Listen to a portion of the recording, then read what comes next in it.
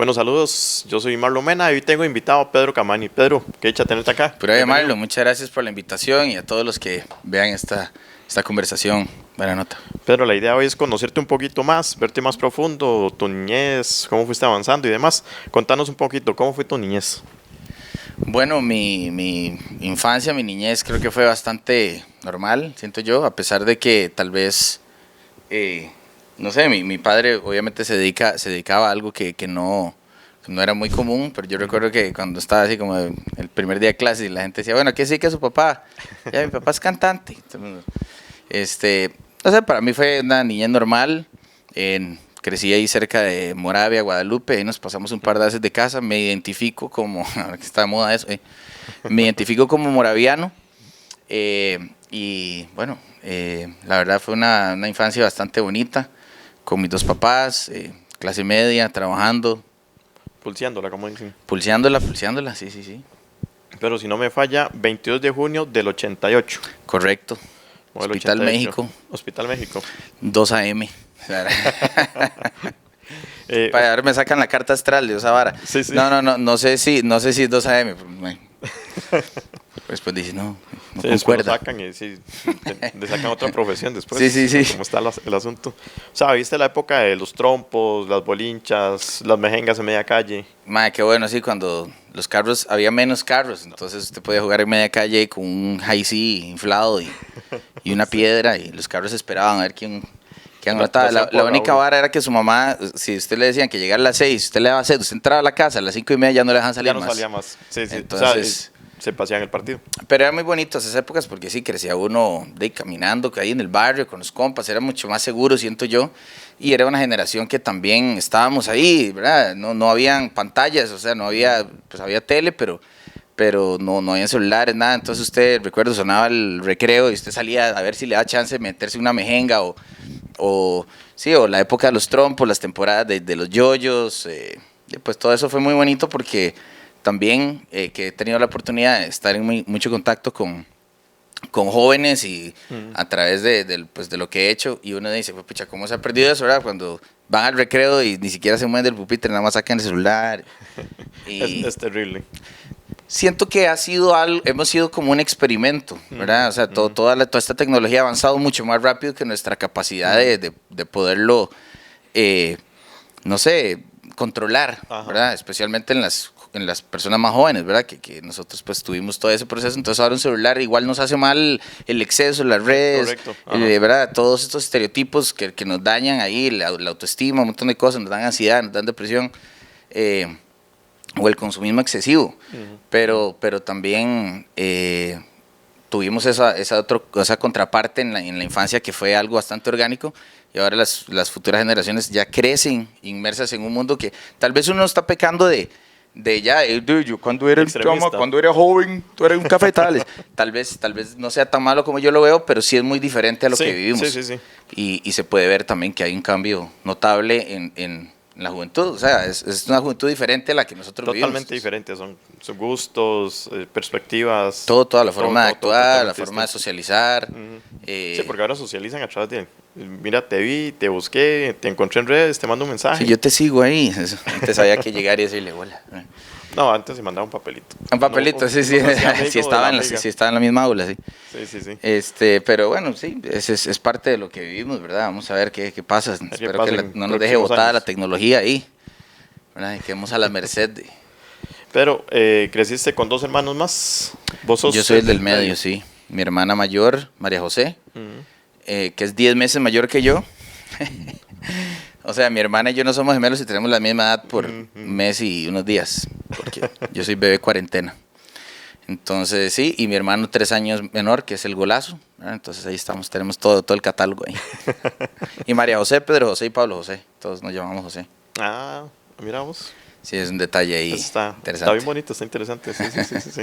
Mira, bueno, ahora te conocemos que sos músico y demás, pero ¿cómo empezaste en la música? ¿Desde chiquitito empezaste con la música o fue algo que se te fue dando después? Desde pequeño, pues crecí en una casa que la música estaba ahí todo el tiempo, presente, ¿verdad? O sea, de hecho mi papá es segunda generación, por decirlo de alguna forma. Mis abuelitos son cubanos, a mi papá lo hicieron allá, pero vino acá. Sí, exacto, tiene registro sanitario costarricense, pero y sí, entonces pues somos una familia que de migrantes de alguna forma, porque mi apellido Capmany es un apellido catalán, español. Allá migraron para Cuba en algún momento, y de allá migraron para acá cuando pasó todo el comunismo en el 61, aquí fue donde nació mi padre. Entonces, pues sí, ¿cuál era la pregunta? ¿Cómo empezaste la música? Bueno, que entonces de mi familia cubana, pues obviamente muy musicales, ¿verdad? Sí, mi abuelita, el son en la sangre. sí, mi abuelita fue profesora preescolar hasta hace poco tiempo, porque es muy apasionada por lo que hacía, y componía canciones para niños. Entonces mis primeras grabaciones yo tenía como 6, 5 años, ni siquiera sabía lo que decía, porque también era profe de inglés, entonces yo nada más repetía como sonaba, ¿verdad?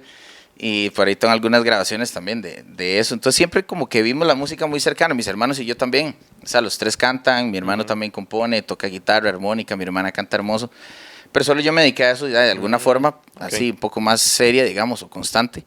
Pero la música siempre estuvo ahí. Entonces yo crecí como sin pensar en eso, que tal vez la gente lo ve como algo muy lejano, imposible, o que se va a morir de hambre o algo así. Sí, que es lo que le dicen a todo mundo, a todo músico, mira, no te dediques a eso. Yo creo que eso es una de las cosas más tristes que se puede, o sea, que uno puede interiorizar, porque, o sea, usted puede estudiar administración de empresas y no le garantiza que va a tener un trabajo en eso. Usted puede ser abogado y no le garantiza que va a conseguir un trabajo que va a hacer un montón de dinero con eso. Usted puede ser músico y al rato puede hacer un montón de plata. Al rato puede hacer más plata que teniendo alguna de las otras profesiones. Exacto. Entonces, es muy relativo. Yo si puedo decirle un consejo a alguien, siempre es: haga algo que le guste, o sea, busque algo que le apasione, para que hay momentos arriba y momentos abajo, para que cuando usted realmente necesita la motivación personal para dedicarse a lo que está haciendo, la tenga, y no esté simplemente trabajando por un salario o por lo que sea, ¿verdad? Eventualmente, muy pocas personas tal vez podrán decir, como yo nunca he tenido ningún problema, salí de la U, tuve brete, y o sea, siempre se presenta algún reto, o cambiar el brete, o me quedé sin brete un tiempo, o lo que sea. Parece una pandemia. Exacto, entonces lo mejor es dedicarse a algo que a usted le apasione y que realmente le mueva las fibras. Sí, que no le representen un trabajo, sino un gusto por hacer. Sí, siempre hay una parte sacrificada de todo, ¿verdad? Sí, o sea, sí. La música tampoco es que usted nada más agarre la guitarra y canta, o sea, hay demasiado trabajo, no solamente ya lo que se da por hecho, que es aprender a hacerlo bien, sino pues, las manejadas, las trasnochadas, todos esos sacrificios. Hay muchísimos sacrificios detrás de todo lo que cualquier persona hace, que la gente no sabe, ¿verdad? Principalmente el tiempo con las personas allegadas a uno. También, eso es muy importante. Sí, todas las fechas feriadas y siempre está uno trabajando, pero uno se acostumbra, ¿verdad? Como todo, tiene su parte positiva, su parte negativa también. Entonces, pues hay que echarle bonito, pero sí, he podido dedicarme a esto desde que era muy niño. En algún momento también, después de la muerte de mi padre, mi mamá empezó a complicar un poco de salud. Tiene 12 cirugías de columna. Y entonces en algún momento, cuando todavía no habíamos salido del cole, fue muy difícil para nuestro núcleo inmediato, porque ya no habían ingresos, ¿verdad? Mi mamá no podía trabajar, mi papá no estaba. Hasta ese momento mi mamá había logrado mantener como ese estilo de vida que llevábamos, que no era algo así muy lujoso ni nada, pero sí, por ejemplo, mis hermanos estaban en cole privado, yo estaba también en cole privado con una beca, pero en algún momento todo se empezó como a desmadrar un poco. Y tuvimos incluso que separarnos como familia. O sea, mi mamá se fue a una cabaña en San Rafael de Heredia a poder sanarse, una casa de mi familia. Y mis hermanos se fueron a vivir con mis abuelos, que en paz descansen. Y yo me fui a vivir con unos primos porque estábamos en diferente cole. Entonces, bueno, hubo mucho de eso. Se complicó bastante. Sí, mucho de eso. Y pasarnos de casa. Y después de toda esa época de Moravia, fuimos a vivir a Romoser un tiempo, ahí por la Embajada Americana, Buenas Pavas. Después nos fuimos a vivir un tiempo a San Rafael de Heredia. Cuando ya después pasó todo esto, nos volvimos a unir. Nos fuimos todos a vivir a San Rafael de Heredia, donde estaba mi mamá recuperándose. Y bueno, yo ahí decidí ya no seguir como en cole privado. Ya me faltaban solamente 2 años. Entonces me pasé al Liceo San Rafael de Heredia, donde terminé mis últimos 2 años. Y mis hermanos sí terminaron porque les faltaban todavía 2 años. A mi hermano le faltaba muy poco, entonces que terminando. Pero para mí fue muy positivo eso también, porque me dio como una perspectiva muy diferente a la que traía. Claro. O sea, yo era becado en el colegio Humboldt, el colegio alemán. Entonces, yo era en el Humboldt, yo era el más sin harina, porque todo lo demás, tenían plata. Y después me pasé al cole público y ahí fue como un shock porque más bien yo era el que llevaba merienda. Para ellos yo era el que tenía plata. Que no era así, ¿verdad? Como te digo, estamos en un momento muy difícil familiar, pero siempre hay gente que la ve peor. Sí, te digo. Sí, en cole público ahí topas cualquier tipo de gente. Y fue muy bueno para mí porque también pues tuve, como te digo, ese roce con los dos mundos y me ayudó mucho también en comenzar a meterme más en este tema de la música, ¿verdad? Que yo venía muy sólido en la preparación porque el Humboldt tenía muy buenas clases de música, yo iba a clases de guitarra y estaba comenzando ahí con dos compañeros de ahí fue que yo inicié los Govinda. Y bueno, ya después me pasé al cole público, pero ya me empezaron algunos conciertos ahí en homenaje a mi papá. Entonces la gente decía, y llevémoslo, los mismos más que contrataban a mi papá en bares. Y yo empecé a ir. Te empezaron a hablar a vos. Recuerdo que habían algunos chivos que yo todavía era menor de edad, entonces yo iba así, tal vez con, no sé, con Pato y esos maes. Y yo tenía que esperarme en la buceta hasta que ya era la voz, yo así dormido y todo. Y ya, ok, ya hay que cantar, yo me bajaba, cantaba y me tenía que volver a subir porque no me podía quedar ahí. Entonces fue algo loco ahí, como esos inicios, ¿verdad? Y después de que mi padre murió también, muchas personas que habían visto como esa vocación que yo tenía y esas ganas de cantar, o esa necedad, que también era un poco, porque se ocupa un poco también, me empezaron como a apoyar, a ayudarme a conseguir conciertos, a involucrarme en proyectos diferentes. Entonces, entre esas personas puedo mencionar a Pato, a Mechas, a Valerón, a Bernardo Quesada, incluso Bernal Villegas, que fueron personas que se tomaron el tiempo como de llevarme a algún concierto o darme algún consejo y fue muy valioso para mí. El apoyo. Entonces, pues así fue desarrollándose el asunto y ya yo empecé a dar como conciertos más seguido y paralelo a esto estaba con los Govinda tratando de componer las primeras canciones y haciendo los primeros demos y todo esto y después en algún momento pues sacamos una primera canción que se llamó El Camino, que nos dio la felicidad de ganar el premio de Mejor Canción del Año en el 2010. Y eso reafirmó que lo que estábamos haciendo iba como por un camino bueno. Y entonces empezamos como a meterle más. Bueno, paralelo a esto ya yo había salido del cole, estaba estudiando turismo. Y entonces yo estaba como indeciso porque también hay otro lado de mí que también recibía los comentarios de parte de mi familia y otra gente que era como, ¿usted está seguro que quiere dedicarse a eso? O sea, ¿por qué mejor no sigue con el tema del turismo? Que bien le puede ir o estudiar otra cosa, ¿verdad? Usted tiene muchas posibilidades de...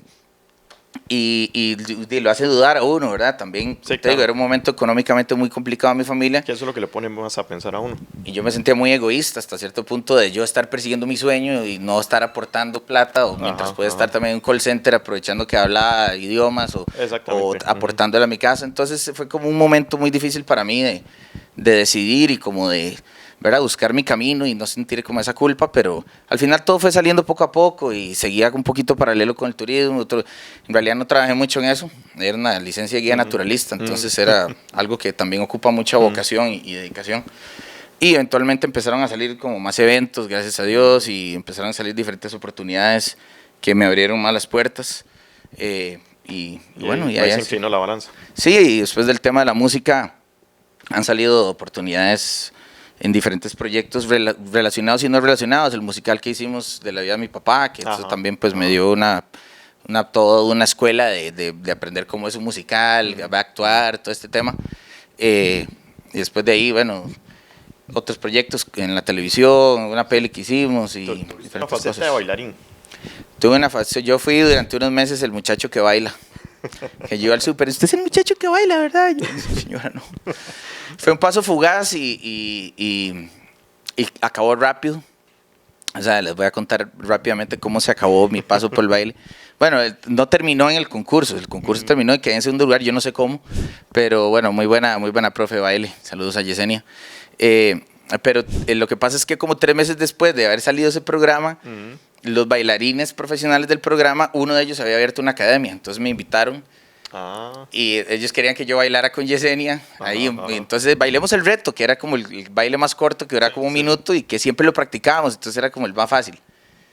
Y ya llegó el momento, yo comencé a sentirme raro de que yo estaba como en el parqueo de este bar ahí en Cartago poniéndome esa camisa toda pegada y un parqueo, y yo decía, ya no se sentía igual que estar, ¿verdad?, en el camerino de Teletica. Exactamente.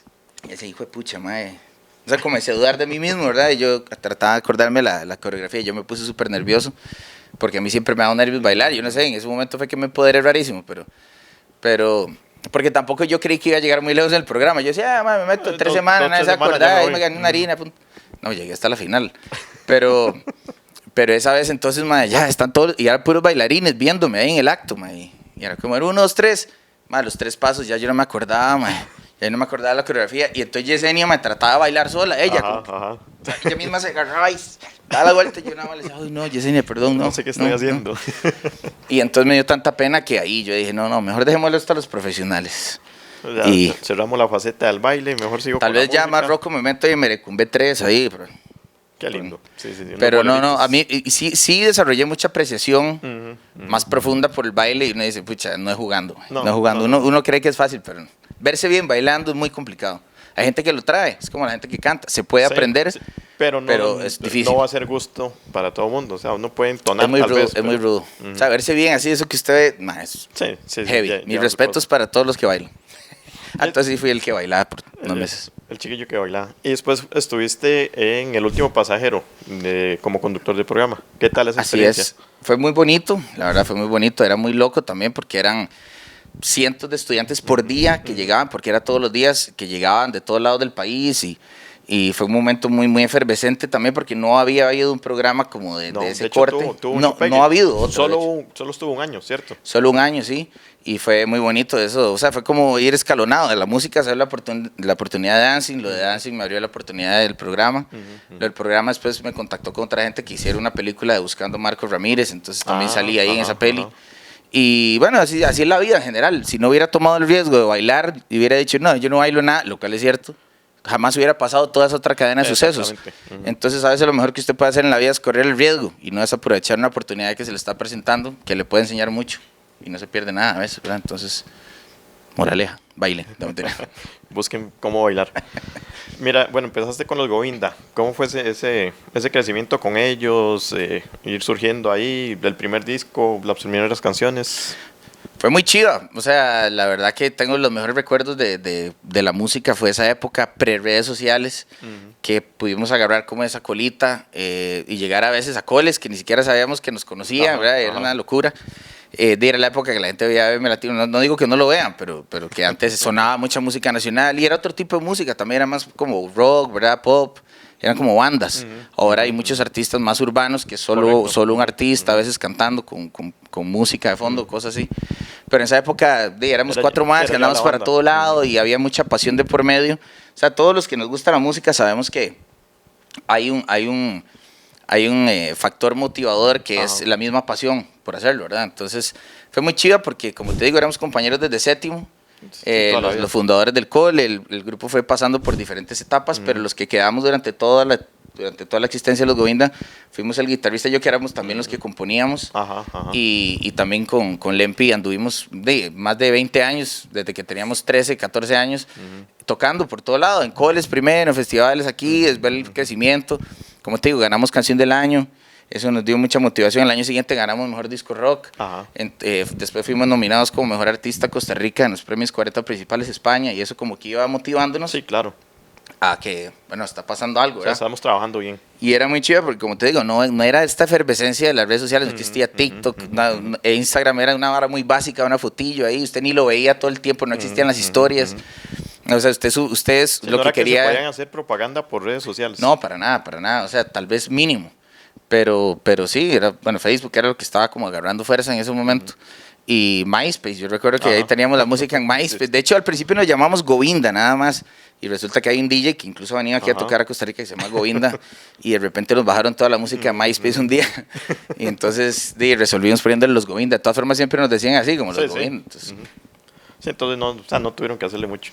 No, y fue un crecimiento muy chido porque al principio escribir una canción es un proceso complicado. O sea, si usted agarra y se enfrenta a un papel, usted dice, va a escribir una letra. Y hay como que hay que agarrar el toque, porque al principio usted pone como en la penumbra, con una luz tenue. Usted quiere como que la cosa suene muy sofisticado y suena poco natural. ¿Verdad? Entonces usted tiene que entender que es como un todo, van haciendo como todo a la vez, ¿verdad? Usted tiene que tener como la idea, la forma en la que usted dice las cosas, la melodía justifica lo que está diciendo, ¿verdad? Entonces, mejor ejemplo del que el perreo no existe, que a veces tiene unas letras como absurdas, pero la gente está toda matizada porque depende cómo se diga y cómo se... Exactamente, sí. Y bueno, y ya después los Govinda más o menos fue extinguiéndose en la época en la que yo empecé a salir en tele y todo esto, porque... Ajá. Pues también Chocaba. un poco y yo también estaba recibiendo muchas oportunidades yo solo, ¿verdad? De tocar aquí, de presentarme allá, de tocar con diferentes personas. Y entonces en algún momento ellos también empezaron a buscar nuevos proyectos y finalmente pues dije, yo creo que es un momento importante de hacerme solista. También porque la gente va cambiando, es muy difícil. O sea, una banda es como un matrimonio con 4 maes. Entonces al principio...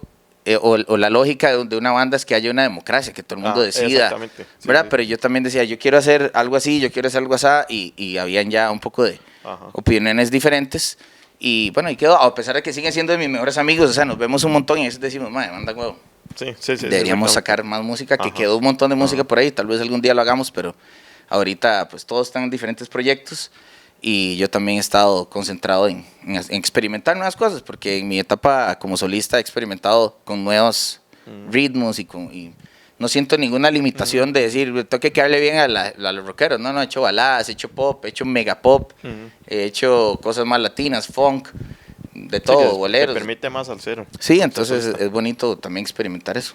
Pero y el hecho de haber tocado, bueno, haber compartido escenario con Café con Leche, que fue el grupo de tu papá también, ¿qué significó eso para ti?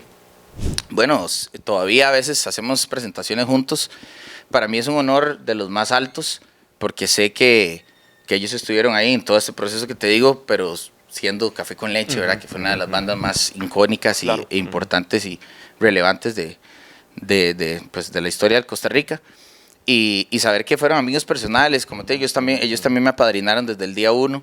Hemos hecho muchas cosas. Yo cada vez que toco con ellos siento más nervios que nunca. O sea, se lo juro, porque yo no quiero fallarle ni a ellos claro. ni al público. ¿Verdad? Pero no es lo mismo cuando yo canto una canción de mi papá en un chivo mío y yo hago la versión que yo quiera, que cuando la toco con ellos yo quiero Sí, que tiene que ser. que suene así. Ajá.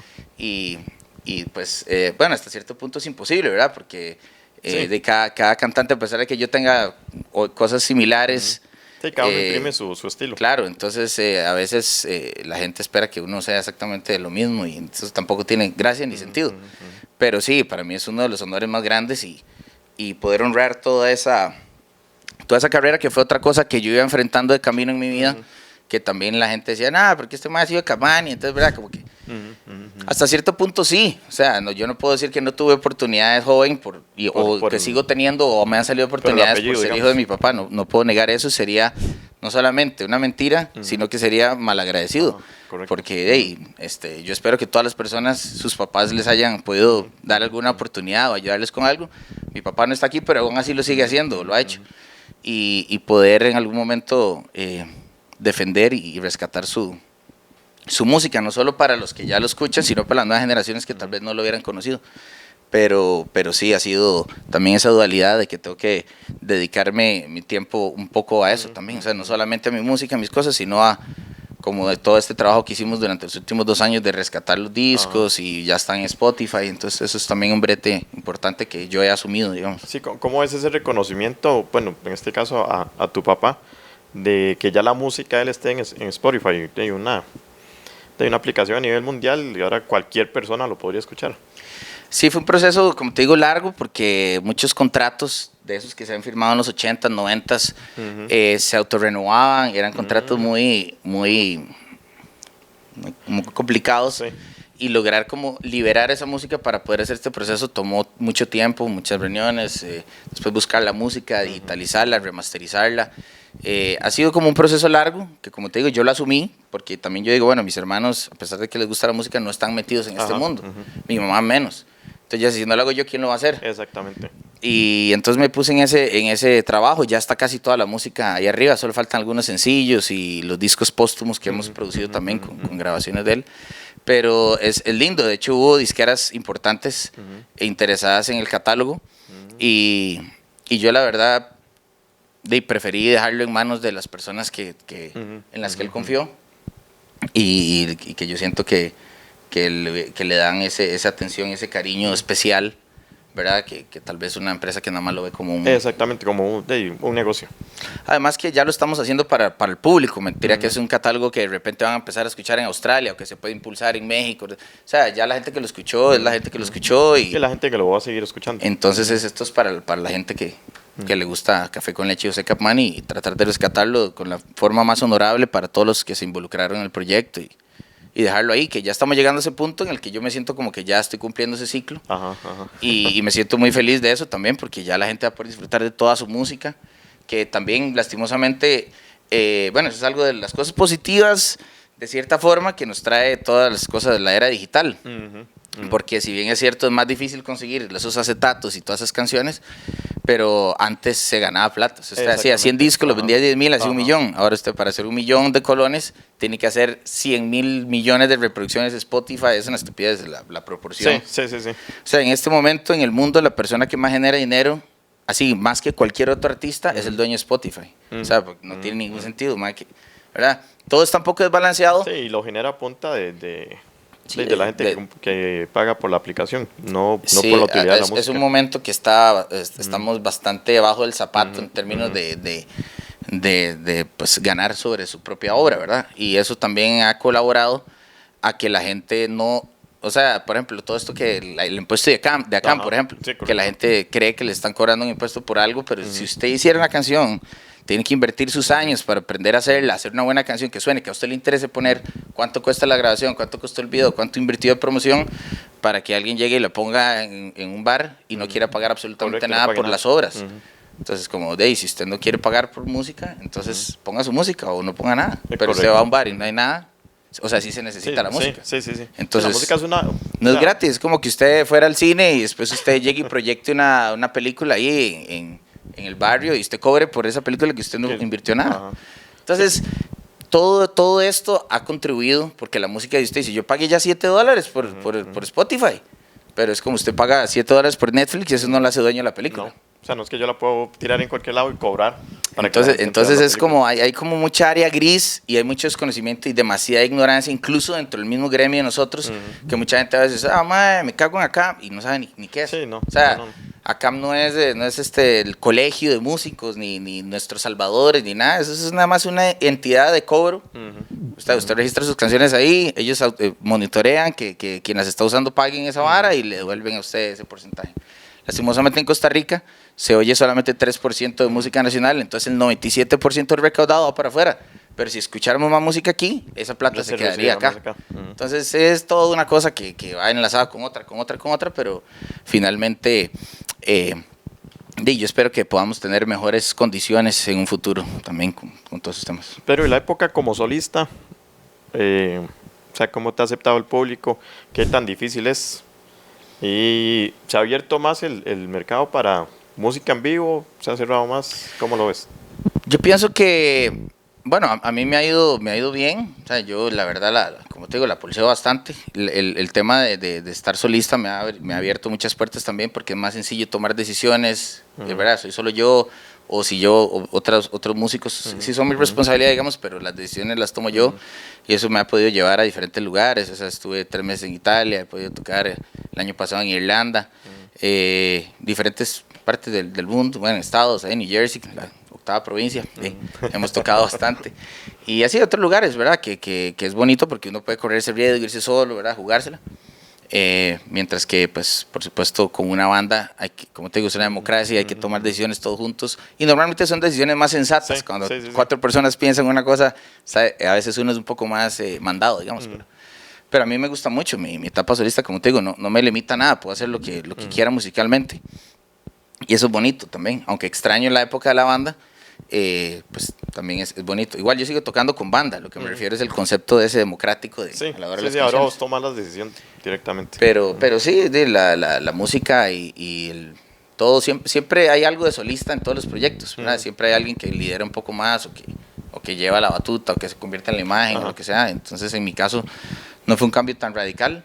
Simplemente como fue dejar de trabajar con mis grandes amigos con los que hacía todo esto, pero como te digo, tal vez vuelva a suceder. A mí me gustaría estar en un grupo nuevamente, tal vez que no tenga nada que ver con Capmán y yo ser un guitarrista. Sí. Me gustaría un día, tal vez. Ser un músico más y no ser... Sí, ser el corista que está atrás de ahí, bailando. Mira, me decías que acá en Costa Rica se consume muy poca música nacional. ¿Cómo te ha ido fuera de nuestras fronteras? ¿Qué tal es la aceptación? Bueno, los artistas más escuchados en Costa Rica tienen todos esos streams desde fuera. Ujú. Entonces pues, hay cosas que se cuentan solas, ¿verdad?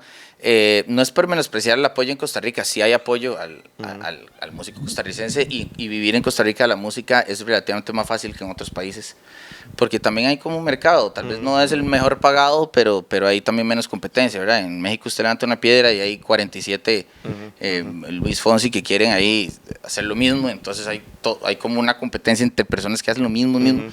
Y aquí, bueno, yo siento que es un poco más light en ese sentido, cada quien puede tener un espacio y desarrollarse en su tema. Todo requiere mucho trabajo y esfuerzo, eso es siempre, en cualquier lado. Pero sí, y con respecto a los chivos, también a pesar de que la música ha migrado mucho al tema urbano y que eso está pues reventando bastante de forma positiva, y eso también ha unido a la escena, también lo que uno hace es como de cierta forma como de nicho, ¿verdad? Tocar música en vivo con una guitarra, rock, pop. Hay lugares que les gusta y a la gente que les gusta mucho eso, entonces pues seguimos haciéndolo. Y pues, sí, de hecho yo creo, bueno, nuestra generación siempre buscamos lugares así. Yo me imagino que algunos lugares, es como los tatas de uno querían ir a escuchar el tributo a José José, sí, pues sí, hay música que a uno le queda, es importante mantenerse siempre como, ¿verdad? Refrescando ahí un poco las influencias y demás, pero hay cosas que uno lleva ya como impregnadas de su adolescencia, no sé. Pero, ¿qué viene para vos prontamente? ¿Proyectos próximos? ¿Alguna grabación cercana? Bueno, estamos terminando un documental que hicimos importante de inteligencia artificial, bueno, del que fui parte, yo no lo estoy haciendo, pero soy parte del documental, que lo empezamos acá, hicimos una parte en Irlanda también, y bueno, ahí están grabando por diferentes partes del mundo, porque una canción que hicimos con inteligencia artificial fue la primera canción que salió bajo una disquera, bueno, esa sí salió bajo una disquera, de un artista que ya falleció, o sea, hice una canción con la voz de mi padre y salió bajo un subsello de Warner Music. Eso lo hicimos, pues, o sea, salió la oportunidad, originalmente iba a ser un anuncio, que me había contactado una marca, queríamos que hiciéramos un anuncio y la cosa fue que terminamos haciendo toda una canción y salió bajo el sello Warner Music. El CEO de Warner Music a nivel mundial habló de esta canción en su conferencia anual, esa conferencia la vio, es que es como te digo, todo está enlazado. Sí, después un mae ahí que está desarrollando este documental, que ha hecho documentales con Angelina Jolie, con un montón de gente acerca de diferentes momentos del mundo, está haciendo bueno, porque resulta que fuimos una de las primeras canciones en el mundo bajo ese concepto. De hecho, el proyecto nos generó un EFI de plata, que es un premio a la efectividad publicitaria, porque fue como una campaña. Y bueno, el documental se trata de las aplicaciones positivas que puede tener la inteligencia artificial y como no satanizarlo, sino ver cómo más bien podemos ir aplicando la moral y, ¿verdad?, hasta cierto punto, porque, por ejemplo, en el tema de la canción, ya la tecnología está. Usted puede agarrar y hacer una pieza de Bad Bunny y de hecho el más se enojó y todo, salió ahí. Porque no tiene la aprobación de él. En mi caso, pues yo tampoco lo hice con la aprobación de mi papá, pero no, por obvias razones. y entonces fue por eso. Entonces ya la tecnología está, entonces hasta qué punto tenemos que empezar a establecer límites morales con la aplicación de la inteligencia, incluso en el periodismo. O sea, usted puede ChatGPT, hágame una nota de esta noticia, hasta qué punto usted le da copy-paste, hasta qué punto usted edita, hasta qué punto es una herramienta que te ayuda, hasta qué punto ya no estás haciendo el brete. ¿Verdad? Estamos como en esa etapa de prueba, mientras esta vara se está nutriendo de nosotros y en un año ya no sabemos qué va a pasar. Correcto. Por ahora todavía nos sale un dedo más aquí, una vara rara, pero ya en un año eso va a ser perfecto. Entonces vamos a ver qué sucede, pero lo que tenemos que tener es una mentalidad positiva de que eso va a trabajar para nosotros y que así como en algún momento la gente se opuso a que nosotros jalamos carbón, ¿cómo van a inventar la electricidad, lo que sea? Y pues ya nos acostumbramos y ya no jalamos carbón, hacemos otras cosas. El mundo va a ir mutando y cambiando. Y nos iremos acomodando. Pero esa es la única constante en el mundo, es el cambio y que nosotros nos tenemos que adaptar o morir. Así que nos adaptaremos y moriremos también. Pero ¿y musicalmente qué viene para ti? Bueno, ahorita vamos a sacar una canción que es como tal vez como más latinosa de lo usual. Que se llama Polvo de Estrellas, entonces ya está pronto a salir, es como un bolero ahí, una cosa vacilona, que hicimos como situada, o todo el tema del video es como si fuera medio retro, y estoy también pues como te dije, a veces extraño un poco el rock, Ajá. entonces estoy componiendo un disco rock que quiero grabar con compas y hacer colaboraciones y demás, que sí he colaborado con muchos artistas, pero nunca en una canción que yo haya compuesto, Ok. sino de otros, entonces quiero como hacer Hacerlo eso, al revés. invitar amigos que han sido importantes de todos los nombres que te he mencionado y plasmar también como esas vivencias que he tenido con ellos en música, sacar un disquito de rock. No sé, digamos, como todavía ni cuál va a ser exactamente el norte del Ajá. proyecto, pero sí. Pero sí lo en eso tenés estoy, ahí en en- eso estoy. Pero viene estos días, viene el Festival de las Artes, no sé si has escuchado de él. ¿Qué mensaje le das? Hay muchos chicos que llegan con su banda de garaje y vienen con su sueño de, ok, salimos del cole y seguimos con esto. ¿Qué mensaje le darías a ellos? Bueno, como te digo, buscar la pasión. O sea, es importante ir subiendo niveles, ¿verdad? Al principio usted toca una canción y tiene que ver los acordes y no puede cantarle y después ya se acostumbra a eso, entonces ya tiene que aprender más música, tiene que cantar mejor. Son diferentes procesos, entonces de perseverar en cualquier proyecto, sean músicos o artistas plásticos o lo que sea que sean. Porque bueno, en el Festival de las Artes creo que ya también hay baile, si no me equivoco. Está canto, baile. También abrieron la categoría urbano, me parece. También. He sido juez muchos años, entonces he visto también la evolución del festival conforme la música y la cultura ha ido cambiando. Entonces me parece que es una plataforma muy linda, especialmente para las personas de colegios que son Alejados. más alejados, porque tal vez la gente del GAM tiene más acceso a posibilidades de todo esto.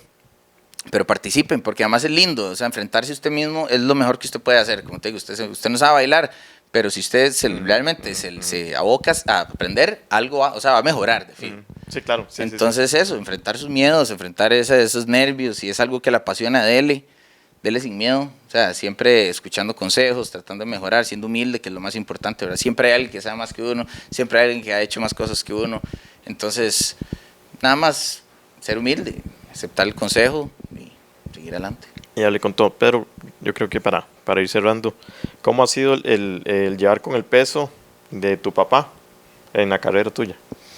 Bueno, como lo mencioné hace un rato, cuando empezaba con mis primeras canciones, empecé a sentir ese comentario de la gente, ¿verdad? De que solo porque es hijo de Camani, y mucha gente todavía lo podrá pensar, ¿verdad? O sea, es inevitable porque no se puede comparar una época, una situación, una carrera con otra, ¿verdad? O sea, son épocas diferentes de la historia, momentos totalmente diferentes, somos personas diferentes. Y mi tata fue un crack, o sea, eso es innegable, es una historia impresionante que me sigue enseñando, o sea, me sigue enseñando. Y sí fue difícil en algún momento, pero ahora me siento muy orgulloso, más que nunca, no solo de lo que representa él para mí, sino de lo que he podido hacer, no solo en mi propia carrera, sino por la suya, o sea, por rescatar su música. En la pandemia, para cerrar, recuerdo que, bueno, en ese momento que creímos que se iba a acabar el mundo, y tengo en la sala de mi casa guindando una guitarra de mi papá, la cual consiguió en un teatro que alguien había dejado botado, y después se le pasaba que me la vende, y así hasta que un día se la vendieron en 500 colones, y esa guitarra que todavía tengo ahí, fue la guitarra con la que él hizo toda su carrera, ¿entiendes? Es increíble las historias donde él cruzaba el país y se iba al otro lado del país, ni siquiera conocía el lugar y llegaba y decía, ¿puedo tocar hoy aquí? Y sí, yo puedo tocar, puede tocar, pero Sí, entonces él se iba al parque ahí y empezaba a cantar, la gente se acercaba y él les decía, hoy voy a cantar allá, y entonces era como otra forma de abrir ese camino, ese trecho, y tener esa guitarra en la pandemia me dijo, porque también vimos una vida más cómoda ahora, entonces conseguir una guitarra era demasiado difícil, he podido tener también algunas guitarras y yo veo eso, eso es lo único que usted necesita en la vida, esa guitarra y ponerse a escribir canciones y ponerse a bretear. Usted no ocupa 100 guitarras, usted no ocupa la mejor guitarra, usted no ocupa tener GarageBand, una Apple, usted no ocupa nada de eso, o sea, ellos nunca lo tuvieron, ¿entiende? Y vea la historia, cómo la marcaron a pura pasión, sin nunca tener un celular, sin nunca tener redes sociales, sin nada de eso. Hicieron eso porque lo que los motivaba era una pasión real y un amor por la música y por la creación de arte original. Así que...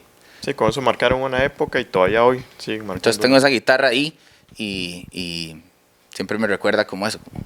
Nada más es agarrarla y ponerse a bretear. Eso es lo que nos separa a cualquier artista de los que están arriba. A veces es suerte, a veces muchas cosas, pero le aseguro que mientras más bretee, más posibilidades va a tener de pegar una canción, de hacer una buena canción, de mejorar, de aprender cosas nuevas. Así que esa es la moraleja de la historia. No se ocupa mucho, nada más. Pero de verdad, muchísimas gracias por el espacio. Pues, o sea, se va uno con un montón de información. Y qué bonito eso último, de verdad, sí. O sea, con algo poquitito y la motivación uno puede lograr muchas, muchas cosas. Así es, así es. Así que bueno, y muchas gracias a todos los que vieron este programa. Buena nota, ahí estamos. Y nada, viva la música nacional. Así es. Pero muchos éxitos. La vida, mae. Gracias. Nos estamos viendo. Chao.